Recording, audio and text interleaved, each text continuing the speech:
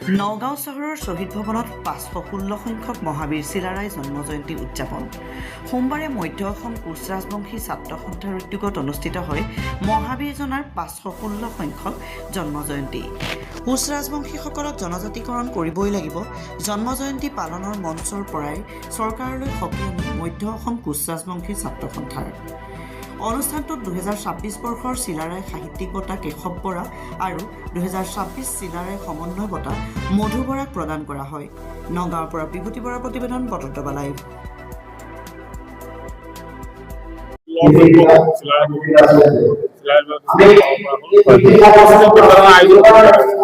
আসলে খুবই ভাল লাগিছে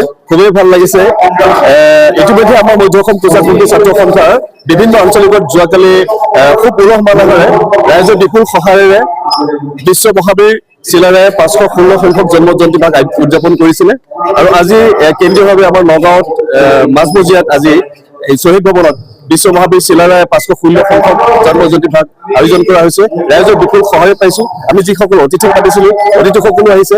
আমি দেখিবলৈ পাইছো বৰ্তমান সময়ত অসমৰ জনগোষ্ঠীৰ ৰাইজসকল সচেতন হৈছে। তেওঁলোকে নিজৰ সমস্যাখিনি বুজিবলৈ পাৰিছে আৰু এই কাৰণে ওলাইছে যে আহি থকা সময়ত আমি একেলগে একত্ৰিতভাৱে সংগ্ৰামৰ জৰিয়তে কোচ ৰাজবংশী জনগোষ্ঠীৰ লগতে স্বয়ং জনগোষ্ঠীৰ যি সমস্যা সেই সমস্যাখিনি আমি সমাধান কৰিব পাৰিম বুলিহে আজি ইয়াতে বিভিন্ন দল সংগঠনৰ দল সংগঠনৰ পৰা আদি কৰি বিভিন্ন দল সংগঠনৰ নেতৃত্বসকল আহি আমাক উৎসাহ উদ্দীপনা প্ৰেৰণ কৰিছে আৰু জাতিটো উত্তৰণৰ ক্ষেত্ৰত সকলোৱে সহযোগিতা আগবঢ়াইছে বুলি আমি ভাবিবলৈ পাৰিছো।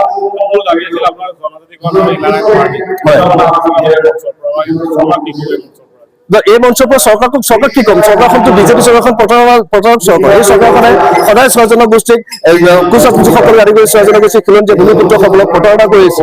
এই চৰকাৰখনে কেৱল ডাঙৰ অট্টালিকা, ডাঙৰ কিবা কম্পিত এনেধৰণৰ সম্পদবোৰ গঢ়ি তেওঁলোকে ভাবিছে যে অসমখন উন্নতিৰ দিশত আগবাঢ়ি গৈছে। প্ৰকান্তৰতে অসমখন আগুৱাই যাব হ'লে, অসমখন সুৰক্ষিত হ'বলৈ হ'লে অসমত ইনাৰ পাৰ্মিটৰ ব্যৱস্থা কৰিব লাগিব। এই ইনাৰ পাৰ্মিটৰ ব্যৱস্থাটো আমাৰ মধ্য অসম কোচ ৰাজবংশী ছাত্ৰ সন্থাৰ সাংবিধানিক দাবী।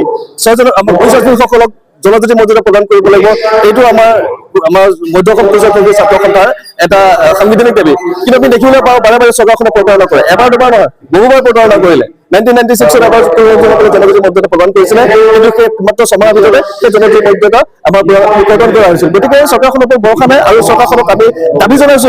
মধ্য অসম কোচ ৰাজবংশী ছাত্ৰ সন্থাৰ তৰফৰ পৰা আমি দাবী উত্থাপন কৰিছো যে নিৰ্বাচনৰ প্ৰাক মুহূৰ্তত যদি চৰকাৰখনে স্বয়ং জনগোষ্ঠীৰ লগতে কোচ ৰাজবংশীৰ লগতে স্বয়ং জনগোষ্ঠীৰ জনজাতি মৰ্যাদা প্ৰদান নকৰে, তেতিয়াহ'লে আমি তীব্ৰ আন্দোলন গঢ়ি তুলিম।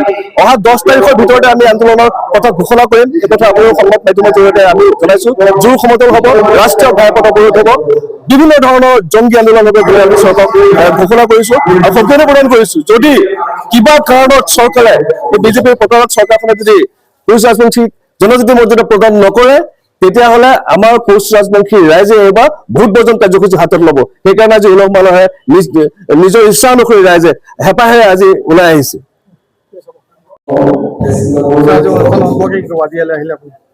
516তম চিলাৰায় দিৱসত আমাৰ মধ্য অসম কোচ ৰাজবংশী ছাত্ৰ সন্থাই ইয়াত আয়োজন কৰিছে।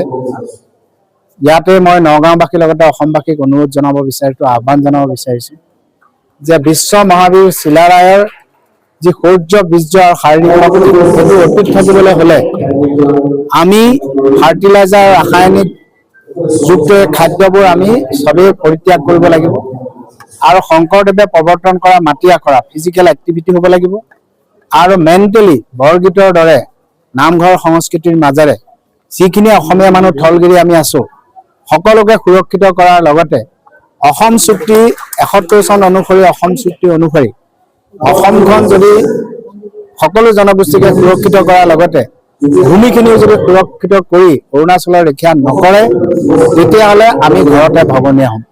সেইকাৰণে মই আহ্বান জনাম, অসমখন এখন জনজাতি ৰাজ্য আৰু ইনাৰ লাইন পাৰ্মিট প্ৰৱৰ্তন কৰি অসমৰ সকলো জনগোষ্ঠীকে সুৰক্ষিত কৰিব লাগে।